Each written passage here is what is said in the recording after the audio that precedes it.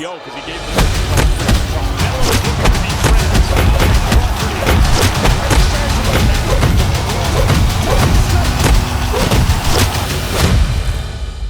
What happens when the most feared puncher in boxing lands clean shot after clean shot, but his opponent just smiles back at him like it's a friendly sparring session?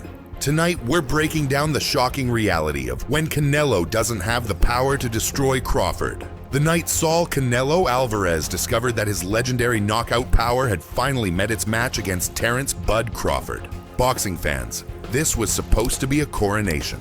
Canelo Alvarez, the undisputed super middleweight champion, moving up in weight, carrying that devastating Mexican power that had crumpled fighters for over a decade. Terence Crawford, the pound-for-pound king, but moving up 2 weight classes into uncharted territory. The narrative was simple: skill versus power, and power was supposed to win. He knew what he could do before he even got in the ring, Crawford said before the fight. I looked at him face to face and I said, "Man, you gonna get this?" He said, "Canelo can't beat me." But here's what nobody expected. The moment Canelo's power became completely irrelevant. From the opening bell, this fight told a story that shocked the boxing world. Canelo came out aggressive, looking to establish his jab, hunting for those looping power shots that had put so many fighters to sleep. But Crawford, he was different. He wasn't running, wasn't clinching, wasn't trying to survive. He was walking through Canelo's power like it was nothing. The first sign something was wrong came in round 2.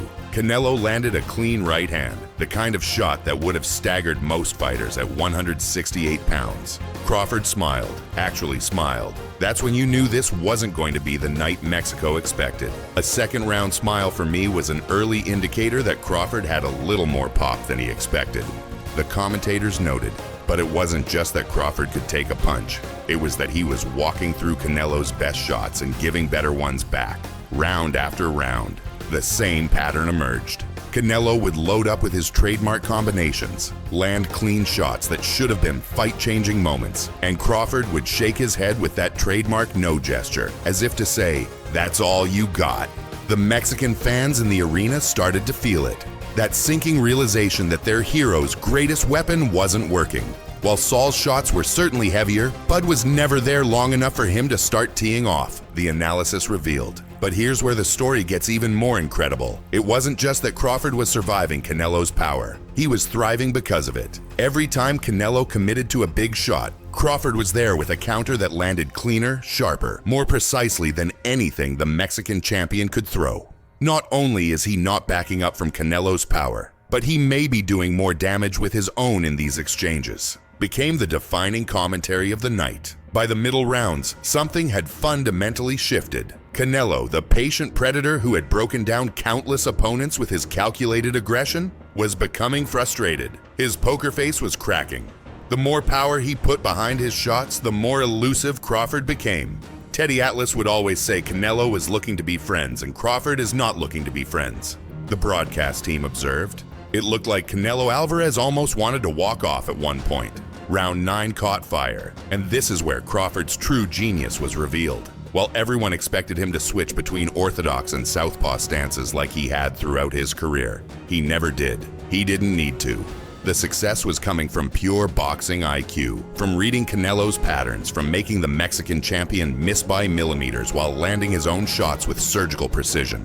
Nobody's ever hit Canelo like that before, the commentators marveled. Nobody. Think about that statement for a moment. This is a fighter who had been in wars with Gennady Golovkin, who had faced the murderous power of punchers across multiple weight classes. But Crawford was doing something different. He wasn't just hitting Canelo, he was outboxing him, outthinking him, making him look ordinary. The desperation in Canelo's corner was palpable.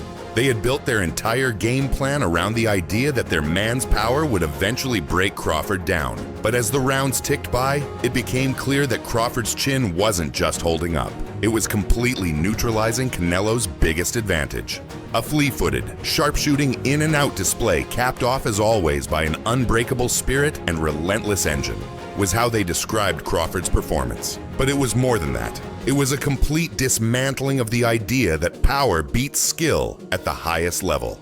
When the final bell rang, the decision was academic. Crawford had won a unanimous decision, but more importantly, he had rewritten the narrative of modern boxing. The pound-for-pound king had moved up 2 weight classes and made one of the most feared punchers in the sport look completely ordinary. This generation will say about you what the last one said about Floyd, and what generations ago they said about Sugar Ray Robinson, Crawford was told post-fight. They'll say no one could have beaten our guy. The respect from Canelo was immediate and genuine.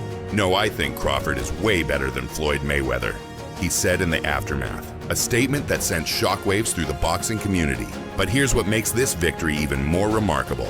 Crawford didn't just neutralize Canelo's power through movement and defense. He did it by being the better fighter in every single aspect of the sweet science. Better timing, better accuracy, better ring IQ, better conditioning, and yes, even better power when it mattered. The fight raised questions that the boxing world is still trying to answer. How does a naturally smaller fighter completely neutralize the power of someone who had been knocking out elite competition for years? How does someone moving up 2 weight classes make the champion of that division look like he was fighting in slow motion?